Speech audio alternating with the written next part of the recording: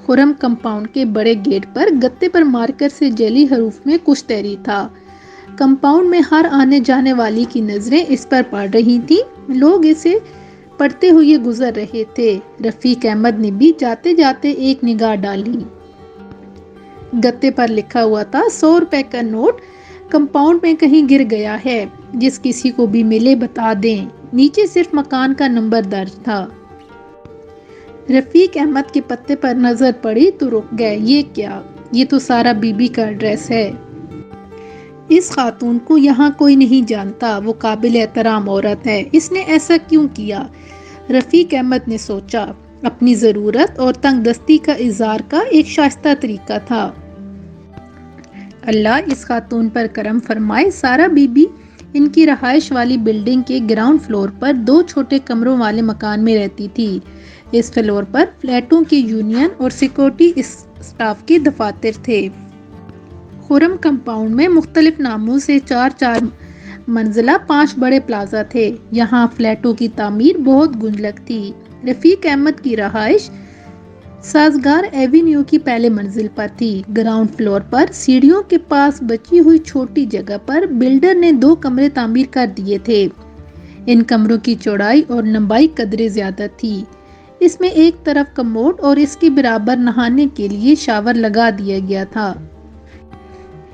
اس کے ساتھ ایک مختصر باورچی خانہ تھا۔ امریکن کچن کی طرز پر چند کپ بورڈ اور برتن دھونے کے لیے ایک سنک تھا۔ یہ ایک مختصر خاندان کے لیے کافی تھا۔ جالیوں سے کمروں میں خاصی روشنی آ جاتی تھی اور پنکھا چلائے بغیر بھی جس کا زیادہ احساس نہ ہوتا تھا۔ 2 چھتی میں سامان رکھنے کی بجائے سارا بی بی نے تخت بچھا کر رات گزارنے کی جگہ بنائی تھی، لیکن سارا بی بی کی راتیں اسی مقام پر بسر ہوتی تھیں۔ بستر کے قریب میز پر ایک پرانا ٹیبل لیمپ، چند موٹے موٹے مضبوط جلد کے رجسٹر اور 4-5 درمیانے سائز کی ڈائریاں بھی بکھری ہوئی تھیں۔ پلاسٹک کے گلاس میں کئی بال پوائنٹ قلم بھی نمایاں تھے۔ سارا بی بی ان فلائٹوں کی تعمیر سے پہلے غیر آباد کمپاؤنڈ کے ایک کونے میں کئی برس سے رہتی تھی۔ وہ کون تھی اور یہاں کیوں اور کیسے آ بسی تھی؟ اس کی جھونپڑی جیسے مکان کے برابر ایک لنگڑا فقیر رہتا تھا۔ بابا جان اس کی جھونپڑی تیز بارش کی بچھاڑ نہیں روک سکتی تھی، جس کے لیے وہ پرانی کنات کا ایک ٹکڑا بھی لگا لیا کرتا تھا۔ سارا بی بی کا کچا گھر خالی کمپاؤنڈ کی باؤنڈری وال کے ساتھ لگا ہوا تھا۔ دیوار کے باہر ایک ہوٹل بنا ہوا تھا۔ ہوٹل کے مالک الیاس نے کمپاؤنڈ کی دیوار میں سوراخ کر کے پانی کی ایک لائن سارا بی بی کے گھر کی طرف نکال دی تھی۔ اس سوراخ کے 1 فٹ اوپر ایک بڑی اینٹ ہٹا کر کھڑکی بنائی گئی تھی، جس سے سارا بی بی کو کبھی کبھی روٹی سالن دے دیا کرتا تھا۔ کھانا قدرے زیادہ ہوتا تھا، لہٰذا وہ بڑی فراخ دلی سے بابا جان کو اپنے کھانے میں شریک کر لیتی تھی۔ الیاس نے سارا بی بی کے لیے پیڈسٹل پنکھا اور بلب بھی فراہم کر دیا تھا۔ اس غیر آباد جگہ اکیلی عورت کو آرام پہنچانے کے لیے وہ بڑا فکر مند رہتا تھا۔ جانے کیوں وہ اسے پیرنی سمجھتا تھا۔ اس کے لیے اس نے جلدی بیت الخلاء اور حمام بھی بنا دیے تھے۔ ٹوائلٹ کا پانی لمبے ڈرین پائپ کے ذریعے قریبی برساتی نالے تک پہنچا دیا گیا۔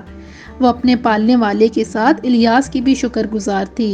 بابا جان کے لیے بھی ایک اضافی بیت الخلاء آسانی سے بنا دیا گیا تھا۔ الیاس اور اس کے ملازمین سارا بی بی کے سنجیدہ اور کبھی کبھی درست رویے کے باوجود پیرنی اور پہنچی ہوئی خاتون ہی سمجھتے تھے۔ کبھی کبھی وہ اس سے تعویذ اور گنڈوں کی درخواست بھی کرتے۔ وہ چڑھتی اور جان چھڑا کر جھونپڑی میں چلی جاتی۔ اسے حجاب بایا کے بغیر کسی نے نہیں دیکھا تھا۔ دستانے اور موزے بھی لباس کا حصہ تھے۔ اس کا دراز قد، متناسب بدن، باوقار اور متوازن چال انکسار اور شائستگی کا پتہ دیتے تھے۔ بارہا لفنگوں نے آواز کسنے کے علاوہ راستے میں رکاوٹ بننے کی کوشش کی، لیکن وہ اپنی جھونپڑی میں نہایت سکون سے داخل ہو جاتی تھی۔ یوں اسے چھیڑنے والے خود ہی شرمندہ ہو کر چلے جاتے تھے۔ تنہا عورت کی طرف سے یہ بے خوفی لوگوں کے لیے حیران کن تھی۔ اس غیر آباد علاقے میں جنات کا بھی بسیرا تھا اور لوگ ان سے ڈرتے تھے۔ سو بہت کم ادھر آتے تھے۔ کمپاؤنڈ کے آس پاس سارا بی بی کی جناتوں سے میل جول کی داستانیں بہت مشہور تھیں۔ بابا جان سارا بی بی کا واحد ہمسایہ تھا، اس کے علاوہ سارا بی بی کا چہرہ کسی نے نہ دیکھا تھا۔ فقیر کو خیرات دینے یا ملنے جلنے والے ٹو لینے کے لیے اس سے پوچھتے کہ یہ عورت اس قدر سخت پردے میں کیوں رہتی ہے۔ فقیر جواب میں کہتا، بڑی نیک مائی ہے، زیادہ وقت عبادت کرتی ہے، اللہ نے اس کو صورت بھی دی ہے، لیکن قسمت کی ماری کا دنیا میں کوئی رشتہ دار نہیں ہے۔ اس خاتون کی گزارہ اوقات کا ذریعہ بھی ایک طویل عرصے تک کسی کو معلوم نہ ہو سکا۔ آخر ایک روز اس نے بابا جان کو ہمراز بنا لیا۔ وہ خواتین اور کم عمر بچیوں کے ریڈی میڈ سوٹوں کے لیے گلے، آستین اور دامن کے خوبصورت نمونے تیار کرتی اور شہر کی بڑی بڑی گورنمنٹ شاپس پر فروخت کرتی تھی۔ یہ شاپنگ مالز ٹیلروں سے سوٹ سلوا کر 20-25 ہزار یا زیادہ قیمت کا لیبل لگا کر آسانی سے فروخت کرتے تھے۔ سارا بی بی کو اپنی محنت اور ہنر کے مہینوں تک مناسب دام نہیں ملے۔ بالآخر اس نے شورومز میں ہینگروں پر لٹکے خواتین کے سوٹوں کی قیمت کے تناسب سے اپنی اجرت وصول کرنے شروع کر دی۔ اس کو جلد مخلص اور فریبی لوگوں کی پہچان ہوتی گئی تھی۔ اب گارمنٹس شاپس اسے گلے اور آستین اور دامن کے ڈیزائن بنانے کے لیے کٹ پیس بھی فراہم کرنے لگے۔ انگلینڈ اور فرانس کے فیشن ڈیزائنر کے چند میگزین حاصل کرنے کے بعد اس کی جدید رجحانات سے آگاہی بڑھتی گئی۔ اس کے شب و روز آرام اور سکون سے گزرنے لگے۔ اس کی پس انداز کی ہوئی رقم بھی بڑھنے لگی۔ خرم کمپاؤنڈ کی پرسکون زندگی سارا بی بی کو گراں گزرنے لگی۔ جوں جوں اس کی بچت بڑھتی گئی وہ خود کو غیر محفوظ سمجھنے لگی تھی۔ وہ راتوں کو اٹھ کر پہلے سے بھی زیادہ نمازیں پڑھتی، اللہ کے حضور رو رو کر دعائیں کرتی۔ کیا میرا شفیق اور کریم رب میری وہ واحد تمنا پوری نہیں کرے گا؟ کیا میں کبھی اپنے مالک کے گھر جا سکوں گی؟ کیا میرے نصیب میں روزہ مبارک کی حاضری لکھی ہوئی ہے؟ پھر اسے پس انداز کی ہوئی رقم کو فکس ڈپازٹ والی سکیم میں جمع کرنا ہی محفوظ لگا تو وہ فرضی نام سارا بی بی کا شناختی کارڈ لیے بینک چلی گئی۔ یہی نام اب اس کی پہچان تھا۔ معروف شاپنگ مال کے خدا ترس مالک نے تعارفی خط اور آمدنی کا سرٹیفکیٹ فراہم کیا۔ اس سے اپنے والد کا نام بھی تحریر کرنا تھا۔ وہ اس مرحلے سے بھی گزر گئی۔ اپنی موت کی صورت میں اس نے تمام رقم کا اپنی سب سے قریبی دوست کا نام لکھوا دیا۔ بس اب اس دوست کا شناختی کارڈ جمع کرانا باقی رہ گیا تھا۔ دن گزرتے گئے، خرم کمپاؤنڈ میں بڑی چہل پہل نظر آنے لگی۔ معلوم ہوا کمپاؤنڈ کی خالی زمین چند بلڈر نے خرید لی ہے۔ ٹائی باندھے افراد رنگ برنگے کی قیمتی گاڑیوں میں آتے جاتے مختلف سرگرمیوں میں مصروف دکھائی دینے لگے۔ دیوار کے ساتھ بڑے بڑے سائن بورڈ لگا دیے گئے جن میں آئندہ چند برسوں میں تعمیر ہونے والے فلیٹوں کی تصاویر اور مختلف اسکیموں کی تفصیلات درج تھیں۔ ان بلڈروں کے پرکشش اشتہاروں کو دیکھ کر سارا بی بی کو فکر مند ہونا ہی تھا۔ زیادہ سے زیادہ 2 مہینوں میں یہ جگہ خالی کرنی تھی۔ اکیلی بے سہارا عورت کو کون پناہ دے گا؟ وہ کئی راتوں کو سو نہ سکی۔ پریشان ہونا فطری تھا مگر اسے اپنے پالنے والے پر کامل یقین تھا۔ بلڈروں نے اپنے اپنے دفاتر قائم کرنے شروع کر دیے۔ سب سے بڑے بلڈر سیٹھ ہارون تھے۔ وہ ایک روز ان کے دفتر میں چلی گئی۔ صاف شفاف شیشوں کے کمروں میں سیٹھ ہارون کا آفس بھی تھا اور وہ وہاں موجود بھی تھے۔ دستک دیکھ کر وہ بڑی جرأت مندی سے ان کے روم میں چلی گئی۔ سیٹھ ہارون یہاں رہنے والی اس عبادت گزار خاتون کے بارے میں پہلے سے آگاہ تھے۔ انہوں نے کھڑے ہو کر اس کا اس طرح استقبال کیا جیسے برسوں کی شناسائی ہو۔ اس سے پیشتر کہ کوئی سوال پوچھا جاتا، سارا بی بی نے گفتگو کا آغاز کیا۔ سیٹھ ہارون صاحب، آپ سے ملاقات کا وقت لیے بغیر آنے کی معذرت۔ آپ کی کنسٹرکشن کب شروع ہوگی؟ مجھے اس کمپاؤنڈ میں رہنے کی کب تک اجازت؟ سیٹھ ہارون نے بات کاٹ دی۔ سارا بی بی، میری محترم بہن، مجھے آپ کے بارے میں بتایا گیا ہے۔ یہ بہت اچھا ہوا آپ خود ملنے آ گئیں۔ آپ گھبرائیں نہیں، ہم کوشش کریں گے کہ معقول معاوضے کے بغیر آپ سے جگہ خالی نہ کروائی جائے۔ ہم نہ ظالم ہیں اور نہ بے حس۔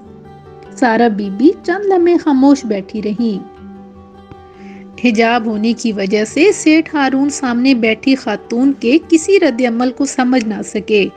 انہوں نے اپنے ملازم کو آواز دی تاکہ چائے وغیرہ کا انتظام کرے۔ سارا بی بی نے سیٹھ صاحب کو روکا، نہیں، اس کی کوئی ضرورت نہیں۔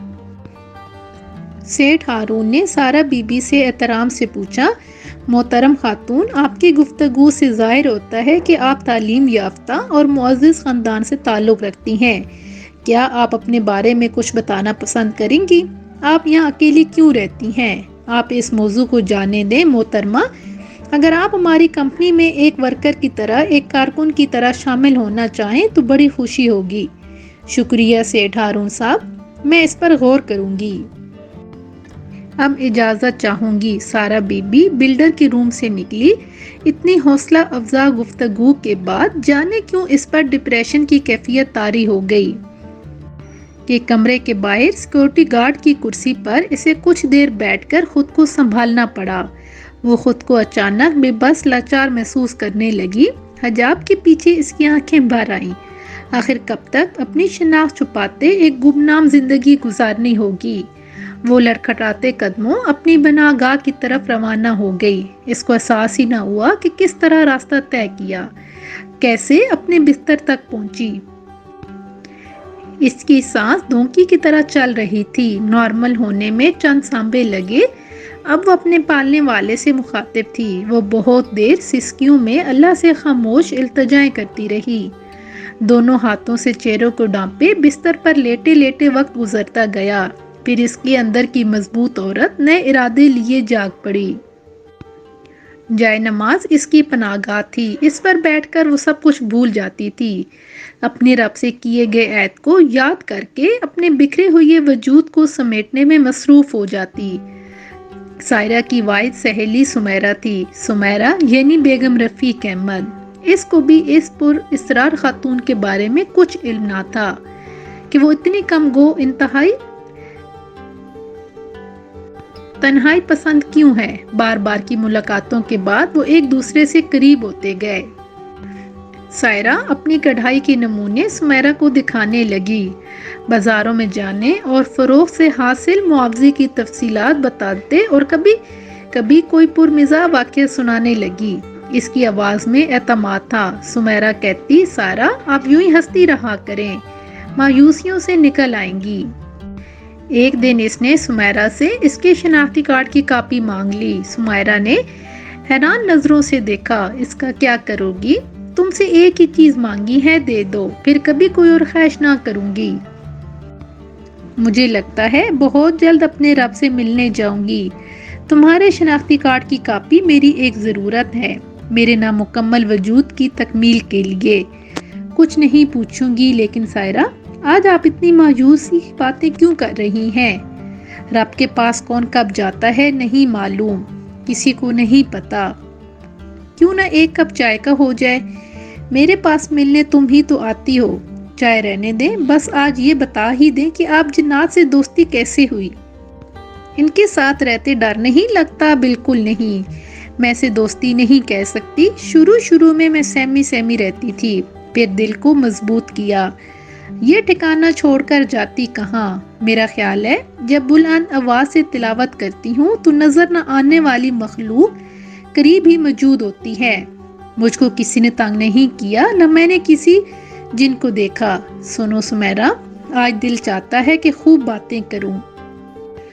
یہ تمہارے آنے اور فلیٹوں کی تعمیر سے پہلے کی بات ہے، جب بلڈروں نے کام شروع کرنے کے لیے نقشے اور پلان بنانے کا آغاز کیا تو راتوں کو ندیدہ مخلوق چوکیداروں کو نظر آنے لگی، لیکن اس مخلوق نے کسی بھی شخص کو نہ ڈرایا اور نہ کسی کام میں مداخلت کی۔ کبھی کبھار رات میں بجلی کچھ دیر کے لیے بند کر دی جاتی تھی، سرسراہٹ کی آوازیں آتی تھیں، کھڑکیاں کھلتی اور بند ہوتی تھیں، اس سے زیادہ کچھ نہیں۔ سیٹھ ہارون کا سٹاف ڈرا سہما رہنے لگا۔ اس نے کام کرنا چھوڑ دیا۔ سیٹھ صاحب کو بہتوں نے مشورہ دیا، عملوں کو بلائیں، وظیفے کروائیں۔ وہ آمادہ بھی ہو گئے اور یہاں چند پیشہ ور عاملوں نے اپنی دکان بھی سجا لی۔ مگر ایک سمجھدار سیکورٹی افسر برکت نے سیٹھ صاحب سے کہا، میری بات مانیں تو ان پیشور عملوں کو چھوڑیں، یہ تو شیطانی کام بھی کر جاتے ہیں، کہیں اللہ ہم سے ناراض نہ ہو جائے۔ میری مانیں تو سارا بی بی سے مشورہ کر لیں۔ ارے ہاں ہاں کیوں نہیں، مجھے اس کا خیال کیوں نہیں آیا۔ برکت چاچا آپ خود جائیں اور احترام سے درخواست کریں، میں ملنا چاہتا ہوں۔ میری سیٹھ صاحب سے ملاقات ہوئی، میں نے پوچھا، آپ کو کس بات کا خوف ہے؟ مجھے دیکھیں میں ان کے درمیان برسوں سے زندگی گزار رہی ہوں۔ آپ کی بات اور ہے خاتون، وہ تو آپ کے دوست ہیں، انہوں نے جواب دیا۔ بجا ارشاد میں نے کہا، میرا ان سے معاہدہ ہے، نہ وہ میرے کاموں میں مداخلت کریں گے اور نہ میں کبھی ان کے راستے میں رکاوٹ بنوں گی۔ تو بی بی ہمارے بھی ان سے صلح کرا دیں، ہو سکتا ہے وہ میری بات مان لیں۔ سیٹھ صاحب ان کو اپنے حال پر دیں۔ میرا خیال ہے کہ فلیٹ آباد ہونے لگیں گے تو وہ لوگ اپنا ٹھکانہ یہاں سے کہیں اور منتقل کر لیں گے۔ ذرا رکیں، کیا یہ ہو سکتا ہے کہ اس گوشے میں جہاں میری اور جنات کی رہائش ہے فی الحال کوئی کام شروع نہ کیا جائے؟ جی بالکل، ہم ایسا کر سکتے ہیں، میں اپنے آرکیٹیکٹ کو ہدایت دوں گا۔ تو سیٹھ صاحب میں بھی جنات سے رابطہ کرنے کی کوشش کروں گی، مجھے امید ہے وہ بات مان لیں گے۔ تو یہ تھی میری سیٹھ ہارون سے ملاقاتوں کی کہانی۔ پھر انہوں نے مجھے ایک فلیٹ عطیہ کرنے کی پیشکش کی، میں نے انکار کر دیا۔ آخر ان کے اصرار کرنے پر میرے لیے گراؤنڈ فلور پر 2 کمروں کا چھوٹا مکان بنا دیا گیا۔ یہ وہ مکان ہے جہاں ہم دونوں بیٹھے ہیں۔ سارا بی بی، اتنے عرصے بعد آپ آج مجھ پر کھلی ہیں، میں خود کو بہت خوش نصیب سمجھنے لگی ہوں۔ کیا ہم اور قریب نہیں آ سکتے؟ آ سکتے ہیں، ضرور آ سکتے ہیں۔ میں نے اللہ سے ایک عہد باندھا ہے، عہد حجاب کا عہد، میں اپنی شناخت ظاہر نہیں کر سکتی، مجھے اس راہ سے چند رکاوٹیں ہٹانی ہیں۔ رکاوٹیں؟ شاید میں نے کوئی موضوع لفظ نہیں بولا۔ چلو اتنا جان لو، ہم دونوں کے درمیان ایک عارضی دیوار حائل ہو گئی ہے۔ جانے کب، جانے کتنی مدت بعد یہ دیوار گرائی جائے گی اور میں اپنی پہچان کی طرف لوٹوں گی۔ سمیرہ بس آج اتنا ہی کافی ہے، میں تھک گئی ہوں۔ بہتر ہے، لیکن سارا بی بی آپ کا نام، آپ کا یہ نام بھی یقیناً فرضی ہوگا۔ کیوں نہ میں آپ کو کسی اور نام سے پکاروں؟ حیا بی بی، صرف حیا۔ حیا نام آپ کے حجاب کی وجہ سے۔ حیا کیسا ہے؟ پسند آیا؟ اور آج سے آپ نہیں تم کہوں گی، بس طے ہو گیا، دنیا کے لیے سارا بی بی اور تمہارے لیے حیا۔ چلو بات ختم کریں، گھر جاؤ، بات ختم، چھٹی۔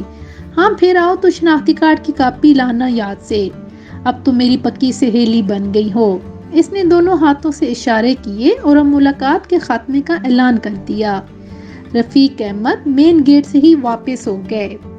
سیڑھیاں چڑھنے سے پہلے سارا بی بی کے کمروں کی طرف نظر ڈالی۔ دروازہ حسب معمول بند تھا اور دیوار پر تالا لگا ہوا تھا۔ ڈبہ اب بھی لٹکا ہوا تھا، جس کی شکل لیٹر باکس سے ملتی جلتی تھی۔ رفیق احمد اسی سوچ میں تھے کہ فلیٹوں کے ایک رہائشی نے 100 روپے کا نوٹ ڈبے میں ڈال دیا اور چلا گیا۔ کیا سارا بی بی اس طرح بھی کر سکتی ہیں؟ رفیق احمد اپنے فلیٹ میں واپس آ گئے تو ان کی بیگم حیران ہو گئیں۔ اتنی جلد آ گئے؟ انہوں نے سوال کو نظر انداز کرتے ہوئے یہ پوچھا، سمیرہ تم سارا بی بی سے آخری بار کب ملی تھی؟ کیوں، کیا ہوا؟ پرسوں، شاید ترسوں۔ سمیرہ بڑی عجیب بات ہے، حیران ہو کر کیا کہوں۔ پھر انہوں نے مین گیٹ پر لٹکائی ہوئی سارا بی بی کی اپیل سے لے کر گھر پر لگے باکس کے متعلق سب کچھ بتا دیا۔ سمیرہ بولی، یہ ممکن ہی نہیں، ایسا ہو ہی نہیں سکتا، وہ مرتی مر جائے گی، اس طرح کا کام نہیں کرے گی، آپ ٹھہرے میں پتہ کر کے آتی ہوں۔ اس نے پیاز اور سبزی کاٹنے کا کام ادھورا چھوڑ دیا، سارا بی بی کے گھر کی طرف لپکی۔ 8-10 منٹ بعد وہ ہانپتی کانپتی لٹکھٹاتی واپس آ کر زور زور سے دستک دی۔ شوہر نے گھبرا کر دروازہ کھولا۔ سمیرہ گھر میں کیا آئی؟ صوفے پر ڈھیر ہو گئی۔ اس کی زبان سے مری ہوئی آواز نکلی، پانی پانی پانی کا آدھا گلاس۔ وہ ایک سانس میں پی گئی۔ شوہر نے اس کی رندی ہوئی آواز سنی، رفیق صاحب، سارا بی بی مر گئی، میری سہیلی مجھے چھوڑ کر چلی گئی۔ کیا کہہ رہی ہو؟ کیسے؟ یہ کیسے ہوا؟ معلوم نہیں، میں نے 2 بار دستک دی، پھر دروازہ کھولا، دیکھ کر آواز دیتی ہوئی اندر چلی گئی، پھر اس کا نام زور سے پکارا۔ وہ اپنے بستر پر لیٹی نظر آئی، مردہ۔ سمیرا اب ہلکی ہلکی آواز میں سسکیاں لے رہی تھی۔ رفیق احمد نے اس کو دونوں کندھوں کو مضبوطی سے پکڑ لیا۔ صبر کرو سمیرا، جانا تو سب کو ہی ہے، حوصلے سے کام لو، ٹھہرو، یونین کے صدر کو بلا لیتے ہیں، اس طرح گواہی بھی مل جائے گی اور مدد بھی۔ انہوں نے فون اٹھا لیا۔ خان صاحب آپ کیا کر رہے ہیں؟ ایمرجنسی ہے، فوراً میرے گھر آ جائیں۔ پھر دوسری طرف کی بات سننے کے بعد بولے، تفصیل نہ پوچھیں، آپ آئیں تو صحیح۔ خان صاحب 5 منٹ سے پہلے پہنچ گئے۔ ان کی بات سنی، پھر بولے، رفیق یہ تو بہت برا ہوا، سمیرا بھابھی ایک بہت نیک عورت چلی گئی۔ رفیق سنو، ایک غفلت مجھ سے ہو گئی، ہمارے صاحبزادے ہیں نا ارمغان، فلیٹوں کی کرکٹ ٹیم کے کپتان۔ رفیق احمد نے بات کاٹ دی۔ خان صاحب کوئی اور قصہ نہیں، پہلے اس پریشانی سے، اس کام سے تو نمٹ لیں۔ رفیق بات تو سنو، وہ بات بھی ضروری ہے، تم کو پتہ نہیں ہے یہ گیٹ پر 100 روپے کھو جانے والی بات کس نے لکھی؟ یہ سارا بی بی نے نہیں لگایا، ارمغان اور اس کے دوستوں کا کارنامہ ہے۔ میں اس حماقت کی ذمہ داری بھی قبول کرتا ہوں۔ ایک چوکیدار کو میں نے گیٹ کی طرف روانہ کر دیا ہے کہ گتا گیٹ سے نکال کر پھینک دے۔ ارمغان کے دوست نے بتایا ہے کہ ان کے بچوں نے کوئی فلم دیکھی تھی اور وہاں سے یہ آئیڈیا لے کر سارا بی بی کی مدد کرنا چاہی۔ اب ان گدوں کو کون سمجھائے کہ شاید ایک غیرت مند خاتون صدمہ نہ جھیل سکی اور مر گئی، ہو سکتا ہے اسے اس اپیل کے بارے میں کچھ خبر نہ ہو اور وہ فطری موت مر گئی۔ نہیں خان صاحب، سمیرا کی روحانسی آواز سنائی دی، اس کے گھر کا دروازہ کھلا ہوا ہے، اس کو ساری بات کا علم ہو گیا ہوگا۔ صدمے کی وجہ سے وہ جلتی میں گیٹ بند کرنا بھول گئی ہوگی اور بستر پر جا کر دعائیں کرنے لگی ہوگی۔ پھر کہیں اس نے خودکشی تو نہیں کر لی؟ ممکن نہیں، اتنے مضبوط ارادے کی عورت، اتنی نیک بندی، خودکشی کا سوال ہی پیدا نہیں ہوتا۔ برسوں سے وہ اپنی پہچان چھپانے کے لیے ایسی گوشہ نشینی کی زندگی گزار رہی ہے۔ باہمت عورت۔ رفیق احمد نے دخل اندازی کی۔ خان صاحب اپنے سٹاف میں سے چند ایک کو بلائیں، اس کی باڈی کو چھتی سے اتارنی ہے۔ سمیرا ہم چلتے ہیں، ذرا گھر کا جائزہ لے لیں۔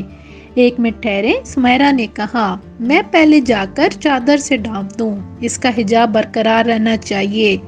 خان صاحب مجھے ایسا لگتا ہے اس عورت کو کہیں دیکھا ہے۔ ارے یہ چہرہ تو فلمی ہیروئن شمی سے ملتا جلتا ہے، شمی جو فروزہ بھی کہلاتی تھی، شمع فروزہ۔ وہاں پہنچ کر سمیرا کی آواز اونچی ہو گئی۔ وہ اپنے شوہر اور یونین کے صدر خان صاحب سے پرجوش انداز میں مخاطب تھی۔ ہاں ہاں وہی تو ہے، کبھی کوئی اسے فروزہ کہتا تھا، کبھی شمی اور کبھی پورا نام شمع فروزہ۔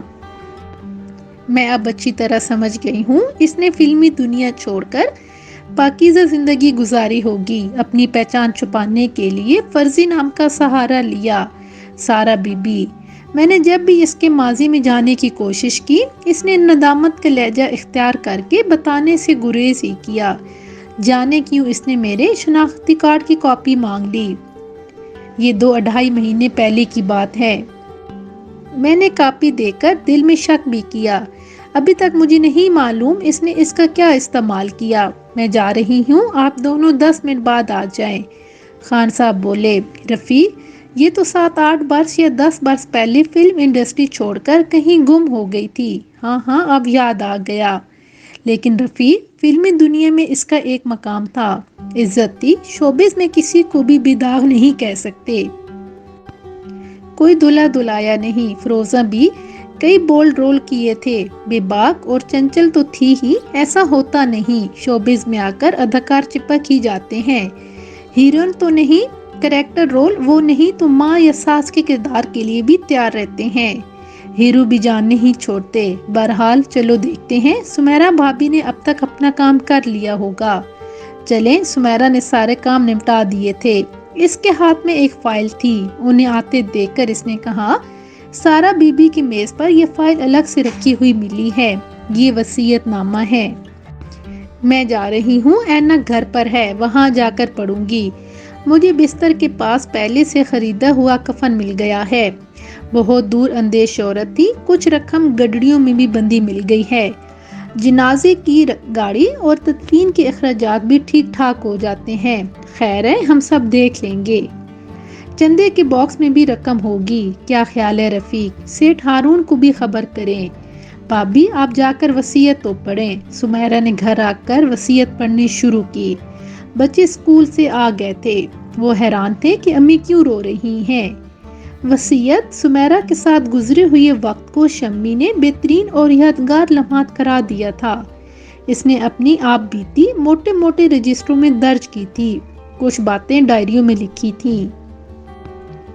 اس نے سمیرہ سے درخواست کی تھی کہ وہ اس کی زندگی کو مکمل یہ جزوی کتابی شکل میں لے آئے۔ وصیت کی کتاب میں ایک بند لفافہ رکھا تھا۔ شمی نے فکس ڈپازٹ بینک اکاؤنٹ میں اپنی جمع کی ہوئی رقم کی تفصیلات لکھی تھیں۔ وصیت کے اختتام پر جذباتی الفاظ میں اپنی خواہش کا اظہار کیا تھا، حج کرنے کی تمنا، فکس ڈپازٹ سے ملنے والا مکمل سود کسی محتاج کو دے دینے کی ہدایت، حج کے اخراجات پورے نہ ہونے کی صورت میں گھر کا تمام سامان فروخت کرنے کی تجویز تھی۔ اس میں تحریر تھی۔ سمیرہ کا شناختی کارڈ حاصل کرنے کا راز بھی کھل گیا۔ سمیرہ کو بینک میں جمع کی ہوئی رقم کے لیے نامزد کیا گیا تھا۔ رفیق اور خان صاحب اپنے حصے کے کام میں مصروف تھے۔ سمیرہ نے اپنے ڈاکٹر بھائی کو بلوا لیا تھا۔ موت کا سرٹیفکیٹ بھی درکار تھا۔ وہ سالہ کو غسل دینا تھا۔ شاید وہ شمی کو شناخت کر لیتی یا نہ کرتی۔ مرحومہ کی شخصیت اور نام سے 4 افراد تو بہرحال آگاہ ہو چکے تھے: سمیرہ، اس کا شوہر خان صاحب اور ڈاکٹر امجد، سمیرہ کا بھائی۔ تدفین کے بعد سمیرہ نے اپنے شوہر سے کہا: رفیق صاحب، شمی نے اپنی شناخت چھپانے کے لیے حجاب میں کتنے برس گزار دیے۔ یہ کتاب یہ آپ بیتی میں بھی نہ پڑھوں گی اور نہ اس کا کسی سے ذکر ہوگا۔ اس کی بھنک بھی کسی کان میں نہیں پہنچے گی۔ یہ بات بھی اب پردے میں ہی رہنے دیں۔ ہاں، سارا بی بی کے نام سے حج بدل کر ضرور کیا جائے گا۔ اے پاک باز عورت، تیری سچی توبہ اور تیری دعائیں ہم سب کا کریم رب ضرور قبول کرے گا۔